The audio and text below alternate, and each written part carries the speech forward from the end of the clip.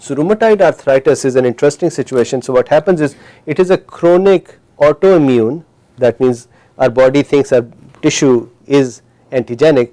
It is a chronic autoimmune inflammatory disease of young women, mostly young women, but of course that can be different as well. So what happens in rheumatoid arthritis is that, let's say this is our IgG, this is our IgG. These women, they produce IgG and IgM against the Fc part. So this is the Fc part. This is the Fc part of the IgG. These patients, they develop IgG and IgM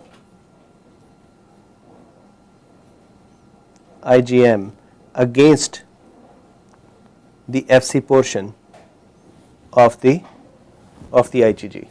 These IgG and IgMs that are produced against the normal IgG of the patient, these are called RA factor or rheumatoid arthritis factor. So RA factor is nothing but the antibodies, autoantibodies produced against the antibody. My normal IgG, there is more IgG against the IgG or Fc portion of the IgG. So that is called the rheumatoid arthritis factor or RA factor. Of course, in the active disease, you know that our rheumatoid arthritis comes, there are hills and valleys. Patients sometimes are better, sometimes they have an attack of the disease.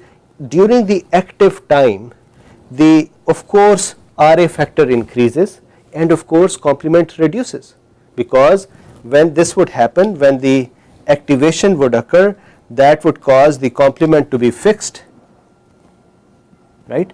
And once the complement is fixed, hypocomplementemia would occur and increased inflammation would occur. The interesting thing in case of rheumatoid arthritis is that RA or rheumatoid arthritis causes or targets joints, pericardium and lungs.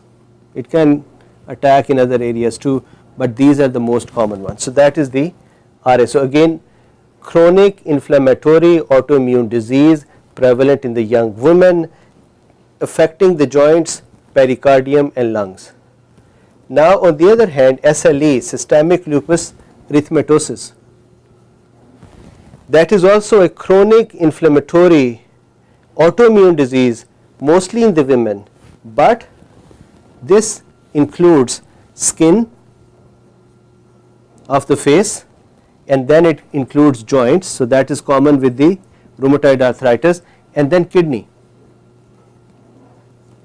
So rheumatoid arthritis is joints, lungs and the pericardium, so chest area and the joints, and the SLE is face, skin, joints and kidney.